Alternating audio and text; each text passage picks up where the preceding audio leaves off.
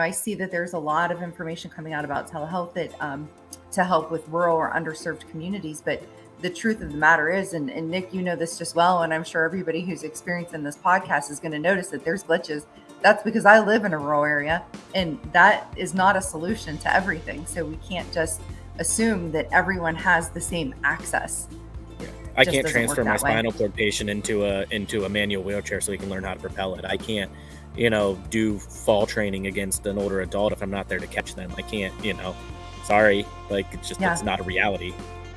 Hello, everyone, and welcome to the PTA Plus podcast. My name is Katie Sutton, and I am your host. Today's guest is Nick Hoops and Penny Goldberg, and they are two physical therapists who got together and wrote a book. This book is called The Insurance Roadmap for Rehab Providers, and this book is chock full of information. And yes, they are two physical therapists. I know the podcast is for PTAs, by PTAs. However, this information is really important for PTs, PTAs, and students alike. We're talking about billing, we're talking about coding, we're talking about insurance, and how this book that they wrote just kind of breaks that all down and makes it super easy to digest and process this information. This is an important topic. This would be a great gift for a new grad PT or PTA.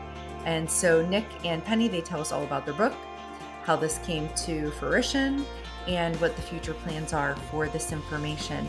This is an episode you're not going to want to miss. They fill so many of those PT Plus and PTA Plus blanks for us throughout this episode. So thank you for joining. We hope you enjoy. All right. Hey, welcome to the PTA Plus podcast. How are you? Doing pretty well. How are you tonight? I'm good. So we have Penny Goldberg, physical therapist, and Nick Hoops, physical therapist. You are the first physical therapist on the PTA Plus podcast. So the slogan is kind of for PTAs by PTAs, but I never said I wouldn't interview a PT. So. All right. Well, that's an honor. Yes. Yeah. Yes, so how does that feel? Yeah. Great. Like I said, I take a ton of PTA students, so I have a lot of respect for the, the ability to utilize PTAs. So it works out well. Awesome. That's good. Yeah. And I think that the information that we're going to talk about tonight is so fitting to PTs and PTAs alike, as well as many other rehab professionals. I think you guys have some great stories to tell here, and I'm excited to share it with our audience. So just to give a little background, Nick and I don't know each other, but we're like basically neighbors. So Nick and I figured this out. I was following you on Twitter, and I think that you push out a lot of really good content and you keep me laughing. And I think that's nice. You keep things lighthearted and you like to joke and talk about your day and whatnot. So somehow you and I figured out that we were like from the same like area and vicinity, and you went to high school very close to where my kids go to school too. And so we kind of have this Ohio connection. It's wild. Like I said, I don't understand how anybody. I met somebody else on like Twitter that knew where Kensington, Ohio was. That's just 1 in a million odds there. I know, right? Yeah, I think I posted something about Carroll County, and you're like, "Oh, I love Carroll County." I'm like, "How do you know Carroll County? Nobody knows Carroll County." Yep. Yeah, it's pretty okay. Yeah, it's all right. It's okay. Yeah. Now, Penny, you're from the Sunshine State. I'm actually from California, and to be fair, Nick and I don't know each other either. We right. are also Twitter friends, that just sort of evolved into this partnership. So we just started kind of having a side conversation about the post we were seeing. I don't even know how it started, but now it's become quite a thing where we kind of get to case conference a little bit and talk about billing, and it turned into this. What if we did this project together? So yeah, Twitter's just bringing everybody together. It really is. Yeah, it's a great place to network. Yeah, absolutely. Yeah, for sure. I'm thankful for it. I kind of being in the middle of nowhere. It's nice to have bright minds to bounce ideas off of and stuff like that. I mean, it's not like I can just, send a lot of my people to another clinic. I mean, there's a couple clinicians here, and it's like, oh yeah, you're your specialist, or 2 hours away. So, I'm definitely grateful for the experience and, getting to meet both of you at this point, but yeah. Yeah. Yeah. So yeah, in rural Ohio, we do try to be a little bit of everything to everyone. And I'm not sure what kind of experience you have, Penny, in Florida. You're in like Gainesville area, is that correct? Yeah, so I would have thought Gainesville was rural compared to growing up in Southern California, but Nick surprises me all the time with the things that are just so different, even between here and there. 'Cause this is a college area. There's definitely rural areas all around us. We get the farmers, but we don't get them quite like you guys do. Like we have just a touch of that. I would have told you, 3-4 years ago that this was as rural as it got, like, and it's not even close to that. So, and then you met us. You'll have to come up and hang out with us sometime. Yeah, I mean, I did live in Indiana for 3 years, so I'm not completely just a city girl. Like I do understand that there are other parts of the world, but you own a truck, right? In the middle of Southern California. What's that? You own a truck, right? I do own a truck. Yeah, so you're good. It's fine. That's all you need. Like people will accept you right away. That's all you need. Definitely. Yeah. You're in. Yeah. Oh yeah. So, well, you get to have the sunshine like 365 days out of the year. Nick and I get it like 3 days out of the year. That's true. Very true. Today was one of them. It was nice. Yeah. It's been gorgeous here. Yeah. Awesome. So, both of you are in outpatient physical therapy. Is that correct? Yes. Mm-hmm. Yeah. Awesome. So, can you tell us a little bit about some of the population that you work with? You can go first, Penny. Okay, so Nick's outpatient looks very different than my outpatient. I work in a mostly private clinic. We have a little bit of hospital ownership, but they don't have any say in the management, so it's really ownership in name only.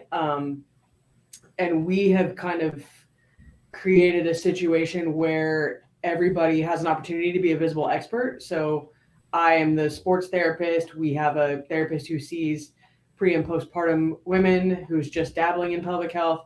We have another one who only really sees patients who are dealing with breast cancer. And then we do have kind of a generalist, but he sees our vestibular and the other things. Anybody who comes in kind of gets that opportunity to create their own path, whatever it is that they want. We've had one that was geriatric.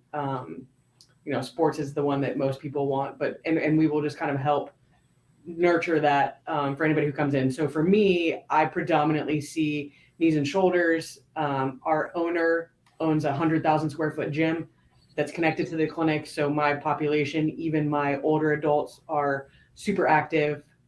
We do a lot of split squats and deadlifts and just getting people under heavy loads and moving. So predominantly knees and shoulders for me. I don't really see anybody who has.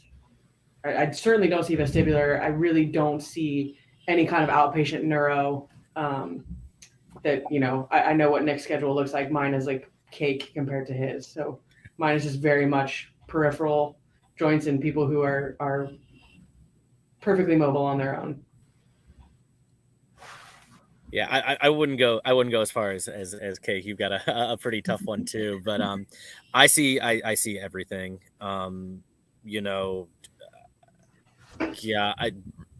Rare conditions, pediatrics, neuro, outpatient ortho, sports, very high level athletes, little bit of everything.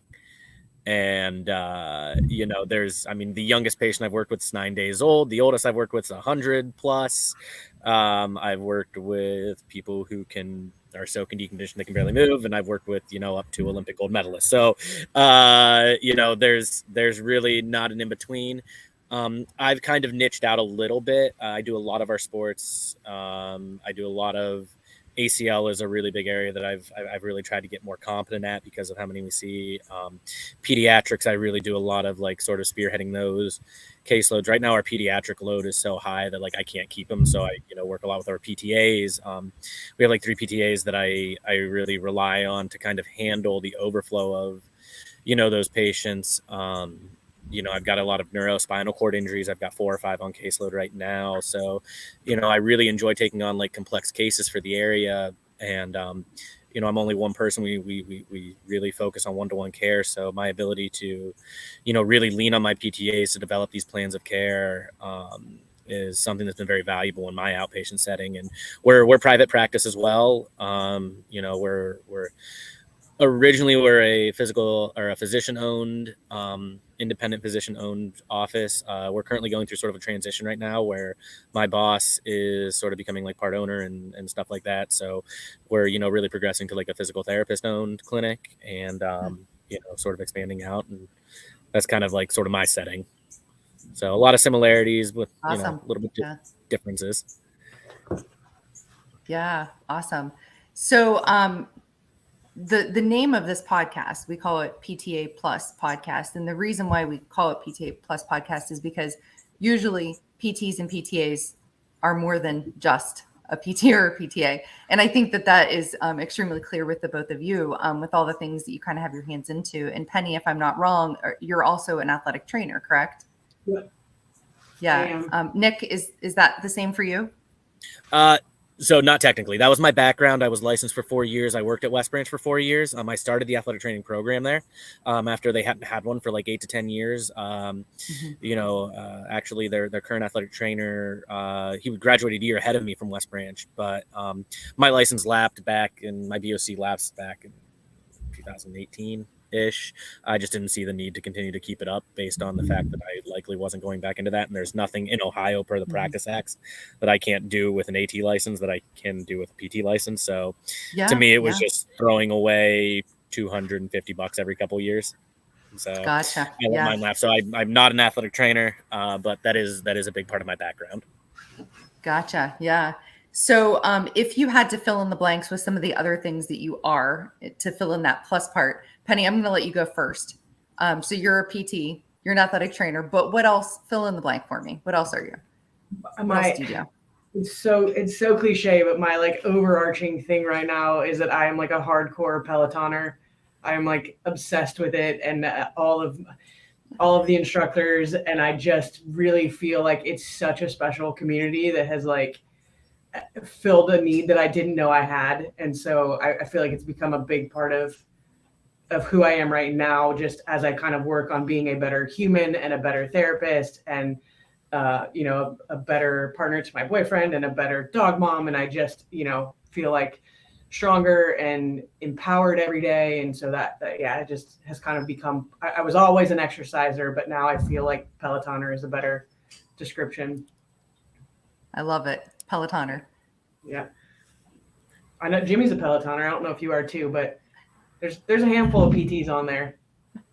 I'm not, but I know a few. I mean, I know another one now. I'll happily send you a 60-day trial. You do need Wi-Fi for it to work, but it's like church. It's the closest thing to church. Just the people who are in your corner every day, reminding you that you can do it, like in ways that feel believable. So that's awesome. I love it. Really so cool. Penny, PT, athletic trainer, Pelotoner. Anything else you want to add to that? I mean, dog mom, because if you follow me on Twitter, that's what you'll see the most of. Cooper, Nick has a Cooper too, another Cooper golden retriever. Yeah, perfect. Cooper, and then we just adopted Bella, who is a pit bull mix. We've had her since December. She's a bit of a monster, but she's also the sweetest girl in the world. And seeing her happy is like the best feeling, because we know that they found her on the side of the road and didn't expect anything to come of her. And so she has sort of assimilated into our world, and she smiles. Cooper smiles too, but that's expected of golden retrievers. It's not as expected of pit bull mixes. And it just warms my heart when she shows me that big red tongue. So probably dog mom.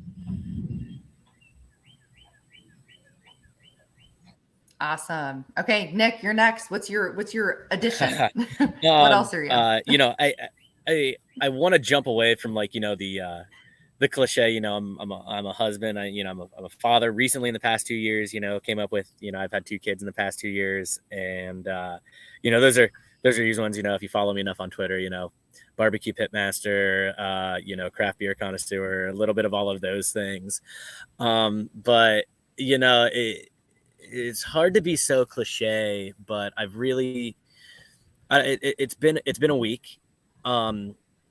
And being in Ashtabula County, where there's some issues with poverty and drugs and stuff like that, and I've had some stories this past week, man, about just kids in bad situations, and I don't want to delve too deep in them and dampen the mood, but like I remember I was walking through the yard on Sunday, and my son Lucas, he's 2, he wanted to go out fish, whatever, he loves to be outside, he's always outside, and we were walking. I found myself for a second stop and be like, man, it is so cool to like be a dad. Like, I'm still growing into that, parenthood thing. And then I go to work and I hear these stories of these kids who have like upbringings that are, just tragic, for lack of better words. And I realized that, having the ability to focus so much on being like, father, and then building off of that, how can I, be a mentor to others around me, or how can I like be a safe space in terms of being open, hey, you're having problems, we can talk, and like sort of building my identity off of that. Even in the clinic, I've had kids who come in through these things, and it's like you need to sit down and talk, and not just kids but adults too, and that's become like a big part of in terms of community, what I hope to accomplish. I've had some really intense conversations with people of all ages this week, and it really kind of put things into perspective and, set me back to like, hey, this is kind of who I am and who I want to be, and, learn from past mistakes and be open about the things that I, might have messed up when I was younger and stuff like that. And, it's been, like I said, not to be too cliche, but, being a dad and a parent has been like just this massive shift in my mentality for the past, 2.5 years, 3 years. And so, that's kind of like just sort of my identity now. And I'm loving every second of it. So it's cool. Absolutely. I love it. Great. And there's one more thing that you can both add to your list of plus. You're authors. You forgot that we one. Are. This is the whole reason why we got together tonight. Amazon Times best-selling, right? That's right. Yeah. I haven't checked, but sure. It's been an exciting adventure, though. Yeah. So let's go ahead and talk about this. Okay, this is the insurance roadmap for rehab providers. You two wrote a book.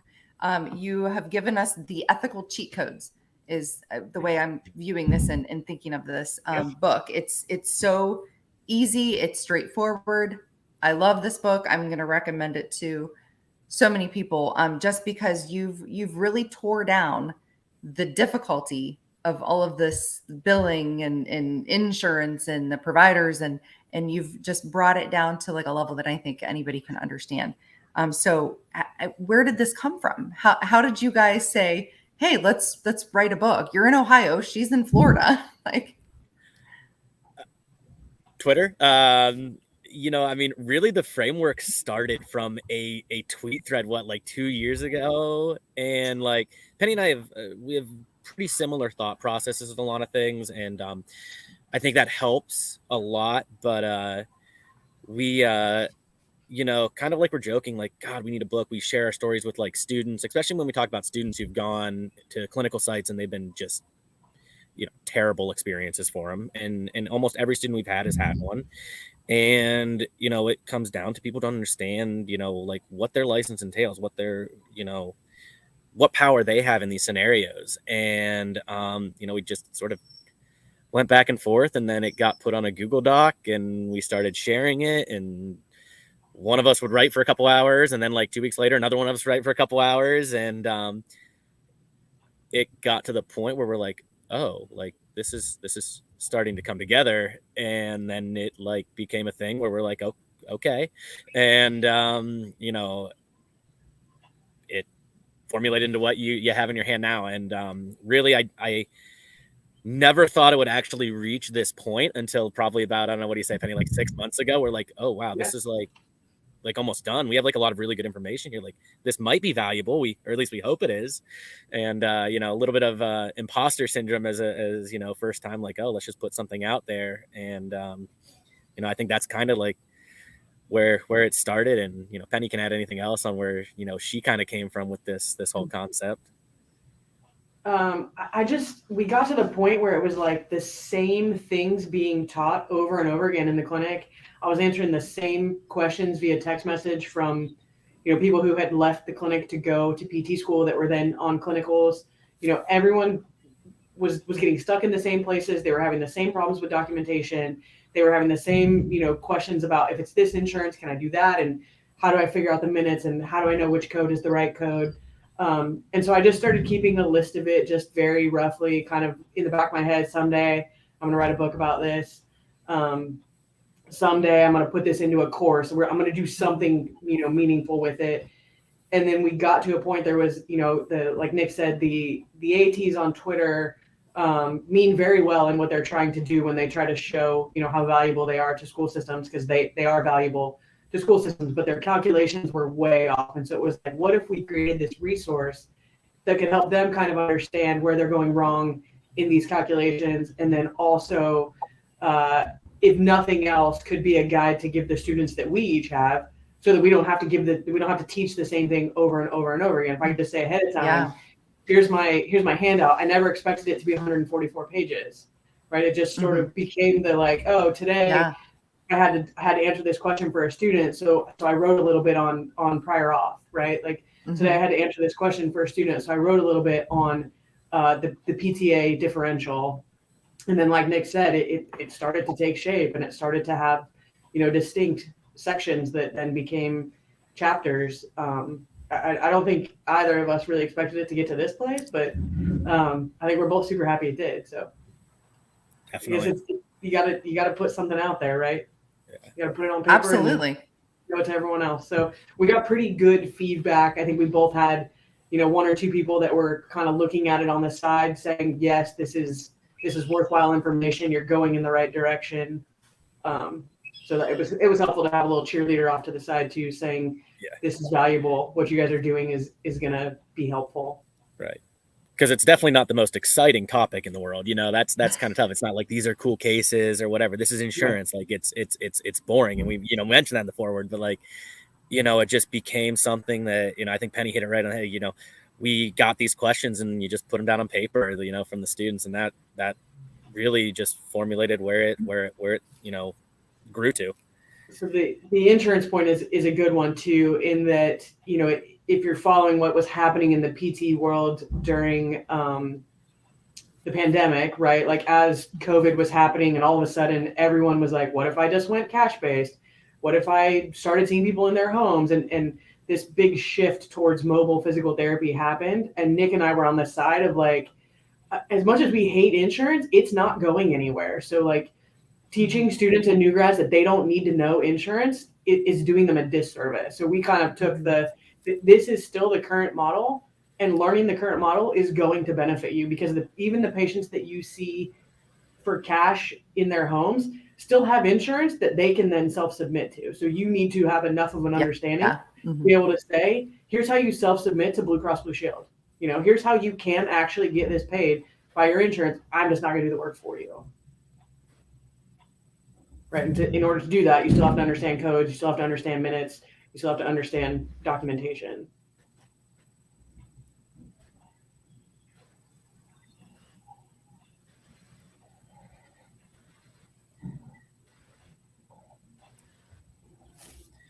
I think another. Sorry. I have a favorite chapter. Oh, go ahead, Nick. Nope. No, go ahead. I don't. After you. There was just a little pause there, so you're good. Go right ahead. I think that that was a really great point that Penny made too, in terms of the cash-based movement too, and the insurance company really isn't going anywhere. Penny's a skilled therapist. She's got her SCS. She could find a way to make a cash niche in Gainesville if she chose. It would take a lot of work, but I don't, in a 50-mile radius, have the ability to find people who need physical therapy who would pay $200 a session and fill my schedule for an entire week. Like it doesn't exist. And, that's not like a knock on anything. Like that's just not a reality. The insurance-based system here is why I have a job, and it's not going anywhere. I think that, Penny makes a really great point with that. Yeah, absolutely. And we can't rely on things like telehealth to cover every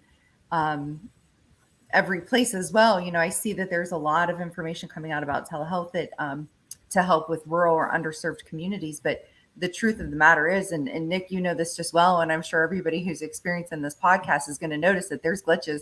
That's because I live in a rural area, and that is not a solution to everything. So we can't just assume that everyone has the same access.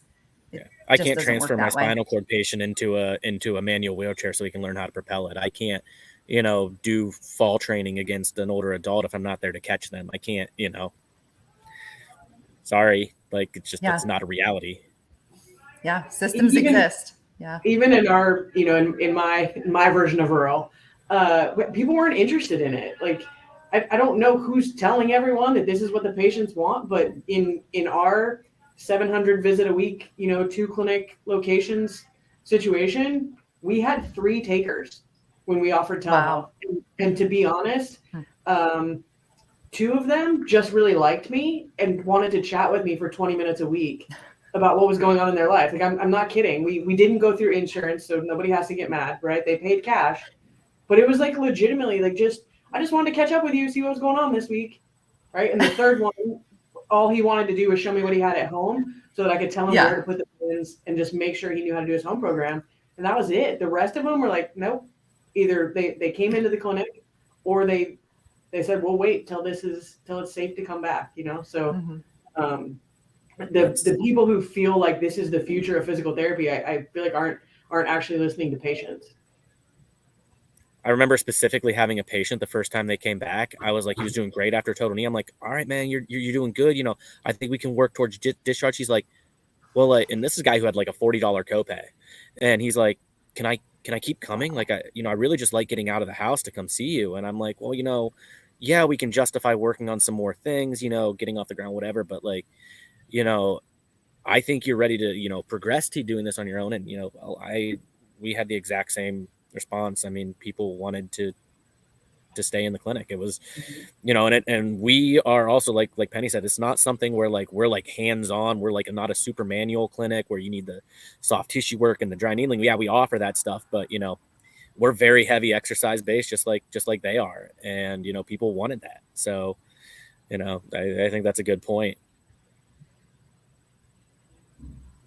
Yeah. So when it comes to the book, and I'm getting the sense that you guys kind of like just started like piling information together, and then it kind of formulated and it gained a life, and it started to kind of be like this living, breathing thing. But did you have a favorite part about this? Because I have a favorite part of your book. It's chapter 5. I like that one. That's my favorite. Chapter 5 is coding. Coding and billing. And yeah. The first part of coding and billing.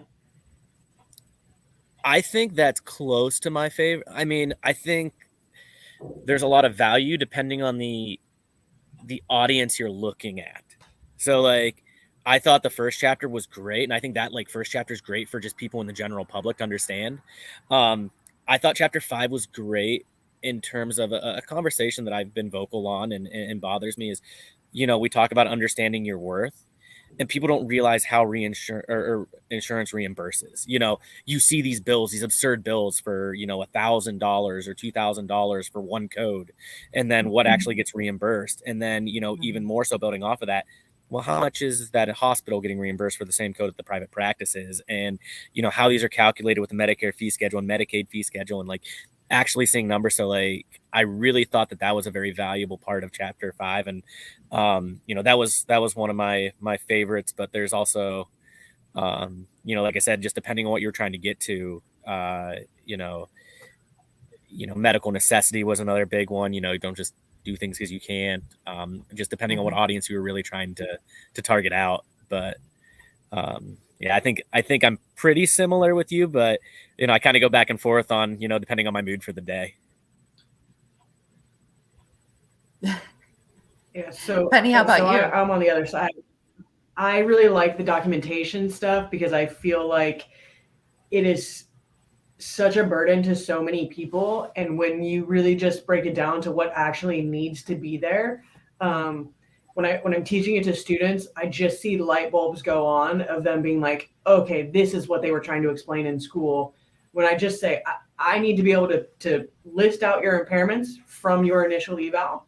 I need to be able to list your goals, and then I need to be able to tie your interventions to your impairments and your goals. And if I can't do that, you're not making the right choice for the right intervention. And it's just like, oh, so you guys aren't just thinking like, what else can I do for the quads? Like, no, like we're working on very specific things for this person who said they have difficulty getting up and down from the chair, right? We're not just, these are all the exercises I know for the lower body, so we're going to throw them at this person. Like we are targeting very specific things with what we're doing. And it just seems to like to be that light bulb for students of like, okay, now I feel like I can confidently plan a session, and I can go back to my list of impairments, and I can make decisions about what I need to do in order to reach my goals. So I just like that. It's there's an art and science, obviously, but there's also a very kind of clear roadmap to what your documentation needs to say that will help guide your clinical decisions.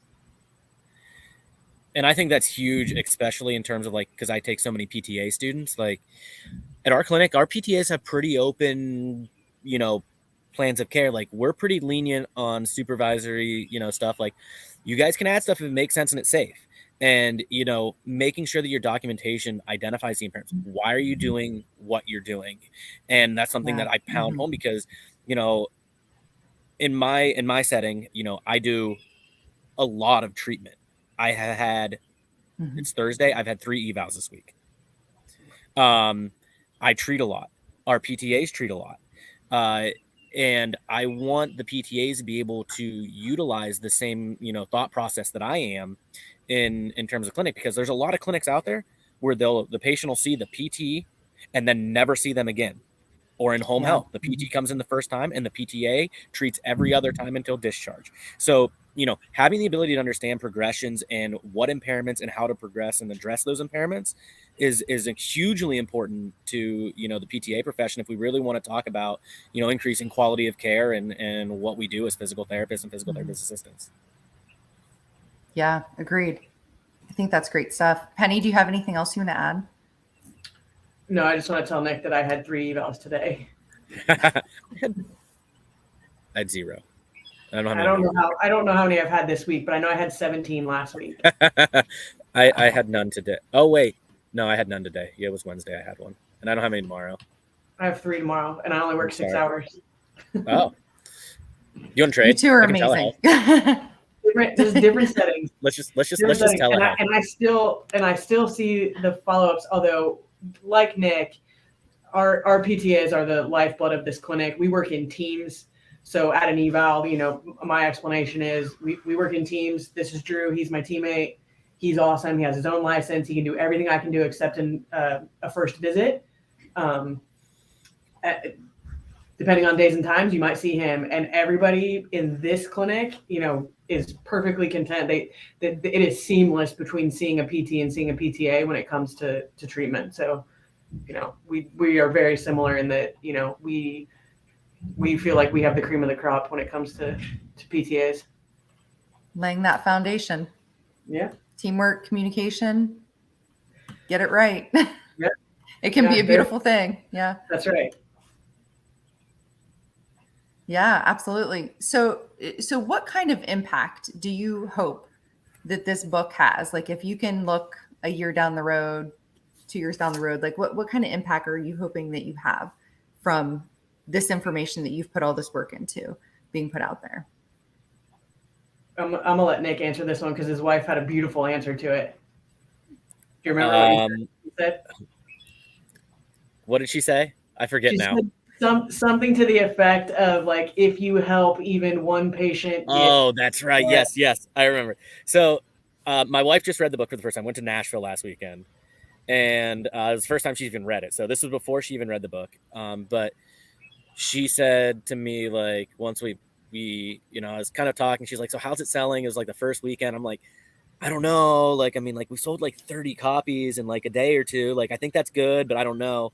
And she's like, you know, I mean, this isn't something, it's $20 on Amazon. Like, I mean, we even like almost like, we're like, oh, like how much do we even actually charge for this? Like, we aren't in this to make any type of money or anything like that. But she said, you know, if you were able to help one person or more so one patient avoid getting, you know, bad care, you've made a difference, and therefore the effort was worth it. And you know, that resounded with me, and I think that you know, sort of embodies what we were doing it for. This book is, you know, designed to sort of, you know, empower patients and empower clinicians at the same time. You get on social media and you see a lot of the negative. You see a lot of the, you know, overworked, overburdened. I saw, you know, 16 patients in my 6-hour day. You know, I was double and triple booked every half hour. And, you know, that's not legal and ethical care, you know. And just because there are areas where you can do things legally, oh, you know what? I'm going to book 2 anthems together or 3 anthem patients together and bill them each for 4 units, even though they each have a $60 copay. You know, yeah, you're making your clinic a little bit more money, but guess what? 1, you're probably not seeing that. And 2, you know who still has to pay for that? That patient that works a $12 an hour job and has a $5,000 deductible.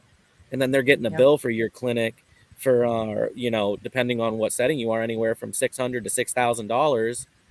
And they were seen with 2 other people, 3 other people.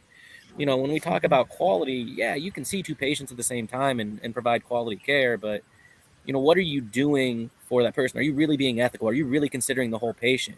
You want to talk about barriers to care, access to care? You know, you know, being where I practice, you know, I see it every day. You know, Penny and I were actually recently just talking about, you know, taking money at, you know, at initial visit. You know, patient hasn't met their deductible, pay now. We'd have a lot of people who wouldn't be able to pay them. They just wouldn't come back. You know, we've got people on payment plans who, you know, pay $20 a month, whatever they can afford, you know, and it's really hard to do because there's still the business side of things. There's still the capitalism side. You know, you want to be successful and you have to work within that model. And our goal, I think, was to show that you can run that model and still be successful.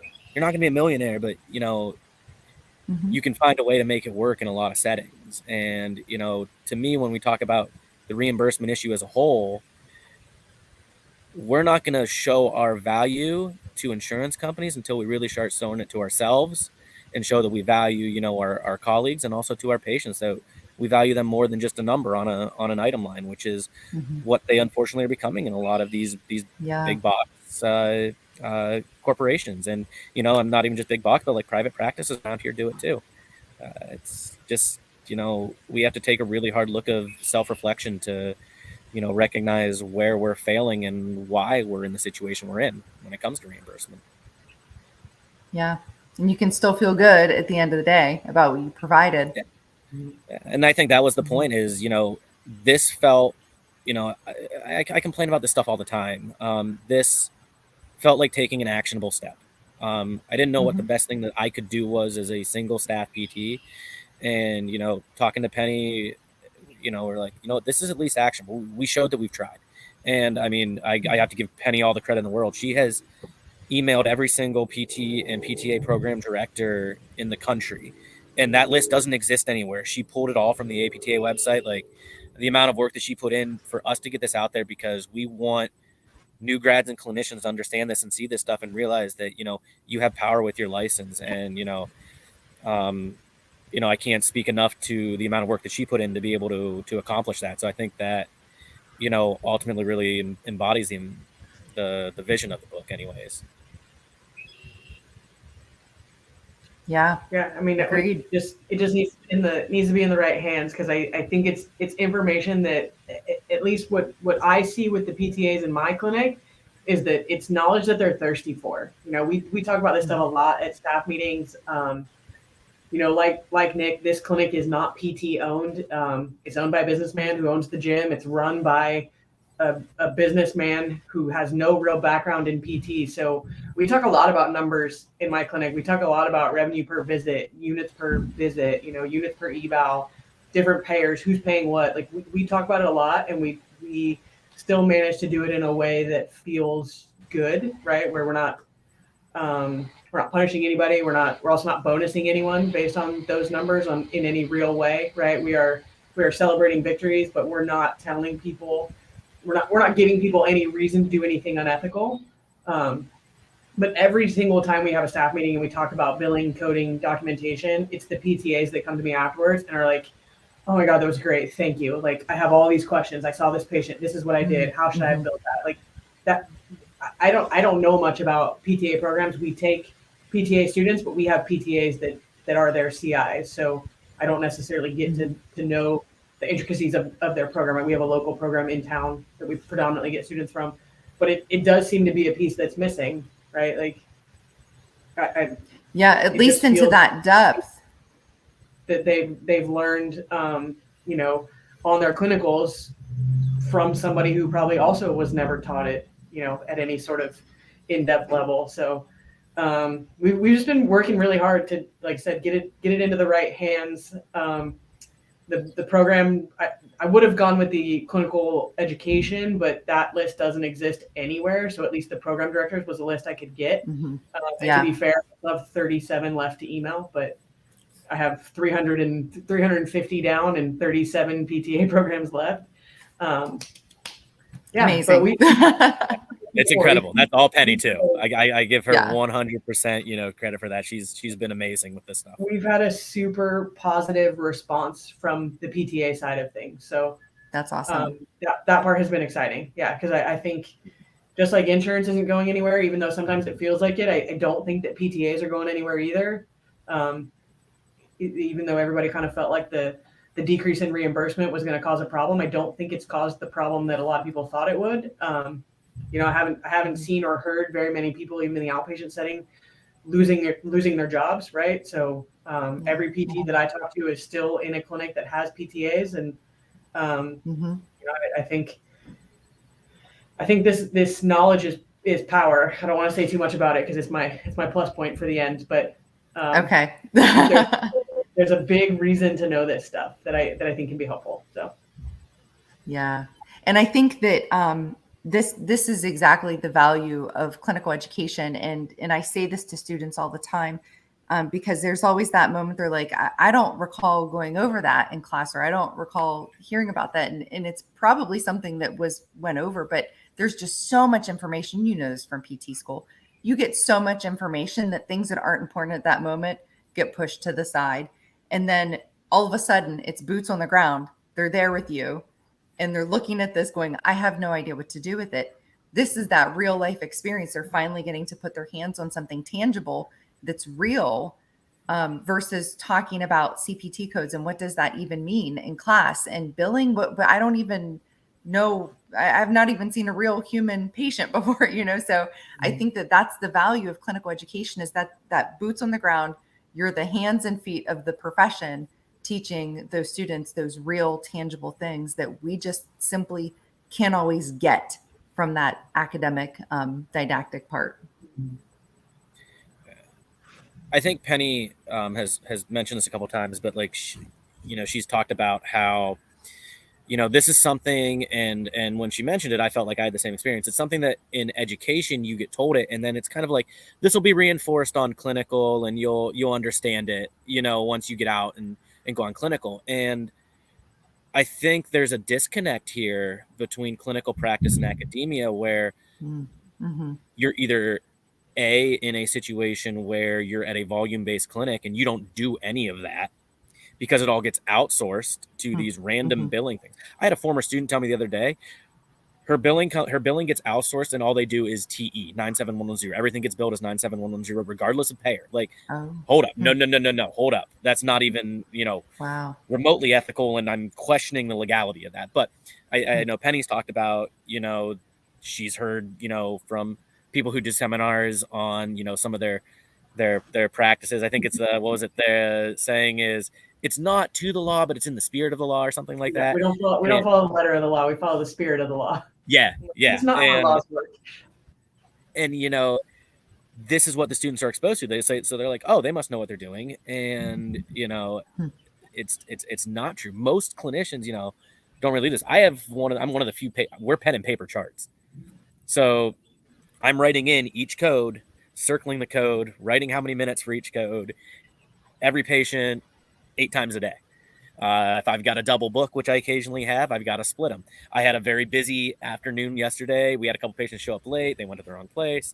And I had essentially 3 patients going at once, 3 high school kids that I was running between, and they were there for about 90 minutes or so. And I had to figure out, okay, how do I split my billing to make sure that I'm legal, that I'm ethical, and I can still maximize the units for my clinic? And we're somebody, we treat based everybody off of Medicare standards, which, the book goes more in depth about. We don't really follow the 8-minute rule. We follow the straight 15-minute rule. So, even though I could in theory do 8, 8, 8 for, each one and get, a 32-minute in one time, it probably wouldn't be a big deal. We, regardless of insurance, it's just our company policy. We treat everybody based along straight Medicare guidelines. So, 23 for 2, 38 for 3, 53 for 4. So, having that experience has been helpful, but like I said, I don't think that in clinical practice most people aren't exposed to even what these codes are or how they're split up, or other than the brief 2-hour lecture you might get your first year in your foundations class. Yeah, remember that when you get to your clinic site. Yes. Wonderful. Penny, do you have anything to add to that? Well, I was one of the ones that was taught just bill everybody 3 97110s, and I didn't know what that meant. That's what I was told to do, so that's what I did on my clinicals, and then I went on to do a residency at the same place that I did my clinicals, so I continued to do that. And now I feel a little bit lucky that I was even told that, because the students that are coming into our clinic now are like, I didn't learn anything about billing, which maybe is a little shady, right? But we've had multiple students say they didn't teach me anything about codes. They didn't talk at all about minutes. It was not part of what I was doing. I was like, it's part of the CPI, but you just don't have to follow that to the letter of the law either. But like, it's pretty dang irresponsible to take a student and not teach them anything about billing, right? Like, it suggests that you're doing something that you don't want to tell them, or maybe that you don't understand what you're doing. But nonetheless, it's pretty hard to say someone is competent and ready to be an entry-level clinician if you know darn well you haven't taught them anything about billing. Yeah. So I just show them the hard stuff. Just tell them anything, right? Even if you don't want to show them your numbers, like at least explain to them that they have to track their minutes. They have to know what what code they're working on. Just like even the big 3, big 4, like you should know the difference between neuro, Therex and Theract, like. But more and more, like I said, we are getting the students who are, and we take them from all over the country coming in and saying, nope, we didn't. It was not at all part of my clinical. Yeah. Interesting. Yeah. Well, I mean, I think that's that says that we can just do better, right? Right. It says we have just to overall, like, we can, we should, we have to.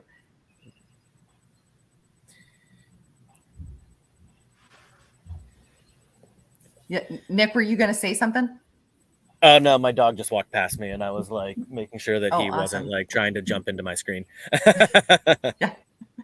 Yeah. Well, I have like one terrible light in my house, and so like I have one light that's like as the sun goes down. Apparently, I don't have much light in here, so and I didn't think it was that late, but yeah. Okay, so what's your future plans? What do you guys see happening with this book going forward? Like, insurance changes all the time. Like, do you anticipate you're going to have to update this, or are you like, man, that was a lot of work, I'm not doing that again? I think we are of the mindset that at some point it will need to be updated, but I don't think that I think we did a good job of sticking to things that don't change that much. The foundational stuff, the way that RVUs are calculated, kind of the big concepts on motor vehicle versus workers' comp versus, standard commercial payers, that stuff is not what's changing. We could never write a book that was comprehensive enough to cover everyone's practice act and how each individual payer's plan is covering things, because that's the stuff that's changing, right? Is you might go from a copay to a coinsurance and need to understand how that impacts the patient. But if you understand copay and coinsurance, then that change doesn't change the knowledge that's in the book. But our actual thought is to potentially do kind of a limited edition podcast style, have some more conversation based examples about the billing piece of it, and then potentially some continuing education, right? Something to incentivize people who already have a license to learn this stuff and do it in a way that they get something back, right? Make some simple Con Ed that is affordable and accessible, and also very Absolutely. Yeah. So absolutely. And just like this book, and just like a lot of other really cool things that have happened, is you got to say yes and just start on it. Like you're willing to do the work, and it's something that you're both passionate about, and just make it happen. Say yes and figure it out as you go, right? That seems to be the plan at this point. Yeah, for sure. Okay. Well, are you ready to wrap up? If you are, so I appreciate this. Okay. This has been cool. Yeah. Well, hey, before we go, there's one thing that I like to ask you, and that's your plus point. So, Penny, I know you talked about it earlier. So this is kind of like your exiting words of wisdom and your bold encouragement for PTs and PTAs out there in the field. So, Penny, what's your plus point? So, knowledge is power, and these codes and the billing stuff, not as much the documentation, but gives a PT or a PTA a lot of bargaining power when it comes to going into a boss's office and asking for more money, trying to show your value. Like I said, we live in an insurance-based system, but if you know these numbers, right, if you know the reimbursement, if you know how to maximize the codes, if you know the good code combinations and it fits for certain patients, the numbers are not hard to find most, except in Nick's clinic because they're still pen and paper, but all of the electronic health records, right? You can pull a report that tells you what your charges are per visit, what your payment is per visit once the billing has been completed, what your units are per visit, and you can show that you are making the clinic a good amount of money. You can argue for, better payment for yourself, right? For higher salary, for more PTO, whatever it is that you want. I just think that reading this book should empower clinicians to feel like they have a better understanding of the money that they're making for someone else, to be able to leverage that into, I'm the highest producing PTA in this clinic, right? Like I'm billing more units per visit. I am doing a better job of maximizing my time. I'm, doing a better job of utilizing codes. My patients are getting better faster because they're getting more skilled therapy, as evidenced by me not doing 97110 with everyone, right? I know that these codes pay more because they require more skill. So I am following all of these steps that is making you, the business owner, more money. And in my clinic, if you went into my boss and you could say, this is where I was a year ago, this is where I am today, I've really been working on making sure that I am making good use of the clinic's time and treating my patients well, there's no way he wouldn't give you more money. What I have gone to having to try to explain to students is there are times when we have to put our business hat on and times when we have to put our therapist hat on. And this book kind of bridges that gap a little bit of you have to be able to understand the billing and coding and reimbursement from your boss's perspective too, right? Like we have to keep the lights on. We have to pay the people who don't have revenue producing positions, right? Like if your front desk wants a raise, you have to see more patients, right? So in order to make that happen, a good solid understanding of this stuff just can not only help with patient care, but it can, like I said, empower those difficult conversations about why you deserve to make more money, why you deserve more PTO, whatever it may be. So that's my plus point. I feel like we don't have those conversations with PTAs very often, right? Yeah. And again,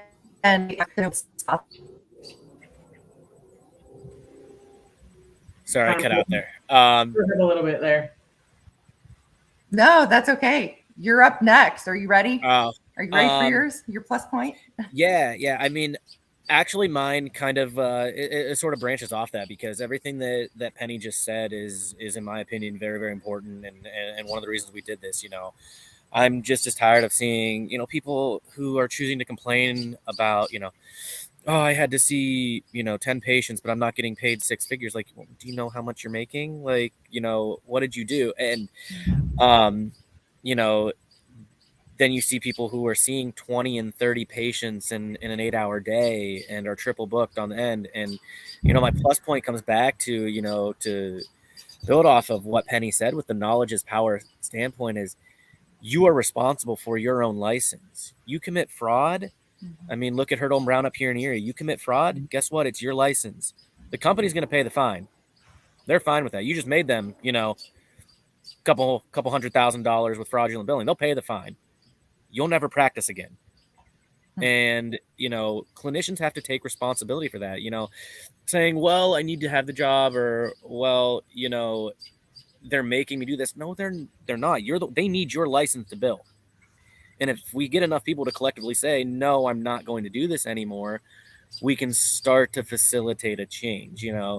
Will it take forever to come at a global level? Sure. Will we always have these high volume? Sure. But, if you really understand the power that you have and the privilege that you have to carry a healthcare license and provide care to other people, your ability to create a work scenario where you truly have the work-life balance that you desire can be very achievable for you. And that goes with saying you have to, be able to accept some or concede some points. There's no world where you're going to see, I'm going to work for 4 hours today, see 4 patients and make, $600 today. That's not how it works. But, take this information that you have and use it to your advantage. I think that once you're able to really harness that and you appreciate, both the altruistic side as well as the, capitalistic side, you're going to be able to put yourself in a lot better scenario. And, that's ultimately the goal is, we need clinicians who care, because far too many are stuck in this current system, and look what it's done to quality of care. And, we have a lot of, like I mentioned earlier, introspection to figure out where we need to move from. So. Yeah, absolutely. And I think that what I'm hearing both of you say is do something. just do something, right? Take that first step. Yep. It's easy to sit back and complain. It's easy to just send out a couple tweets, easy to click the like button, easy to make a Facebook post. And, I do all of that stuff.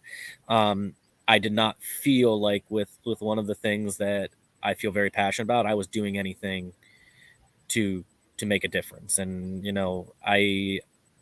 as nerve-wracking as this procedure was, and I'm somebody who's a relatively confident person, I really, really struggled with some confidence when we hit that final publish button, and I'm like, yeah, oh dear God, what have we done? And as we've gone through it, it's been out about a month now. I have a much better inner peace with, what, we did something, and in very worst case scenario, we put a lot of effort in and we tried to make a difference. So, I can go to bed easy at night with that. Absolutely. Yeah. Hands down. Agree. Awesome. Well, Nick, Penny, it's been so wonderful having you both on today's show. We really appreciate that you took the time to talk to us. I'm sure there's going to be more podcasts in your future. There's going to be more people who are going to want to talk to you about this topic and about this book. And I'm just right behind you, cheering you on for whatever that next step is. If it's CEU, if it's an extension of the book, if it's a podcast, I can't wait to see what comes next, because I really think that you're on to something. So I'm going to encourage you. I guess my plus point is keep going. Thank you. Don't Thank stop. you so You're doing much. awesome things. We really, really, truly appreciate the support. We appreciate you bringing us on. Like, this is incredible. And, every person who supported us so far through this journey and bought the book, we're just, thrilled, and we really just hope it's worthwhile. So thank you for giving us a platform to help, discuss it more in depth. Absolutely. I'm so excited that you two came on. And before Nick and I run out of daylight, like we're going to disappear on the screen pretty soon. Awesome. Well, thank you so much for coming. And thanks to everybody who are listening today to the PTA Plus podcast. We are part of the PT Pintcast Media Network. So you can find us where you can find PT Pintcast on all social media channels and anywhere where you can find podcasts. The PTA Plus podcast is hosted and produced by Katie Sutton in collaboration with PT Pintcast host and CEO Jimmy McKay. Thank you for listening to another episode of the PTA Plus podcast, where the conversation is for PTAs by PTAs. This show is for educational purposes only and not intended for clinical decision making. While care is taken to ensure accuracy, factual errors can be present. Become part of the PTA Plus podcast family by liking, sharing, and subscribing on iTunes, Spotify, and anywhere you can listen to podcasts.